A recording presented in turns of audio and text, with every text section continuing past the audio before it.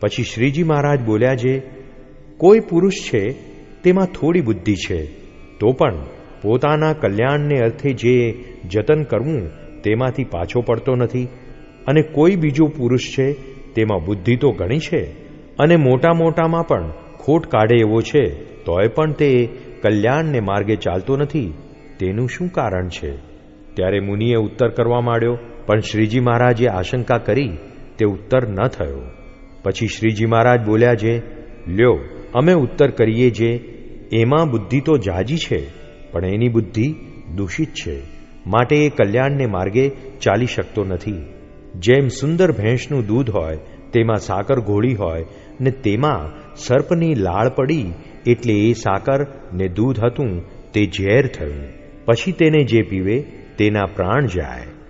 તેમ બુદ્ધિ તો જાજી છે, પણ એણે કોઈ મોટા સંતનો અથવા પરમેશ્વરનો અવગુણ લીધો છે.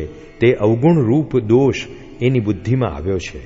તે સર્પની લાળ સરખો છે, માટે એ તો કલ્યાણને માર્ગે ક્યાંથી ચાલે?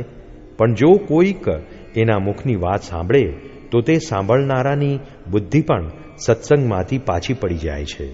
અને એવી દૂષિત બુદ્ધિવાળો જ્યાં જ્યાં જન્મ ધરે ત્યાં ત્યાં ભગવાનનો અથવા ભગવાનના ભક્તનો દ્રોહ જ કરે. અને જેની બુદ્ધિ એવી રીતે દૂષિત ન હોય ને તે જો થોડી જ હોય તો પણ તે પોતાના કલ્યાણને અર્થે જતન કરતો થકો પાછો પડતો નથી. ત્યારે મુક્તાનંદ સ્વામીએ પૂછ્યું, જે હે મહારાજ, એ કોઈ દિવસ ભગવાનને સન્મુખ થાય કે ન થાય? ત્યારે શ્રીજી મહારાજે કહ્યું, જે એ તો કોઈ કાળે ભગવાન સન્મુખ થાય જ નહીં.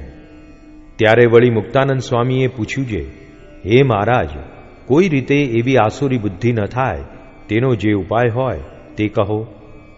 ત્યારે શ્રીજી મહારાજ બોલ્યા, છે એક ક્રોધ, બીજું માન, ત્રીજી ઈર્ષા, ચોથું કપટ. એ 4 વાના પરમેશ્વર સાથે તથા સંત સાથે રાખે નહીં તો કોઈ દિવસ એની આસુરી બુદ્ધિ થાય નહીં. અને એ 4 વાના માહેલું એક જો રાખે તો જેમ જય વિજય ઘણા ડાયા હતા પણ સંકાદિક સંગાથે માને કરીને વૈકુંઠ લોકમાંથી પડી ગયા ને આસુરી બુદ્ધિ થઈ, તેમ તેની પણ આસુરી બુદ્ધિ થાય. અને જ્યારે આસુરી બુદ્ધિ થાય ત્યારે ભગવાન તથા ભગવાનના ભક્તના જે ગુણ હોય તે દોષ સરખા ભાસે છે. જય સ્વામિનારાયણ દયાળુ. આપને આ વિડિયો પસંદ આવ્યો હોય તો અમારી ચેનલને સબસ્ક્રાઇબ કરો, લાઇક કરો અને દરેક સત્સંગીઓને શેર કરો.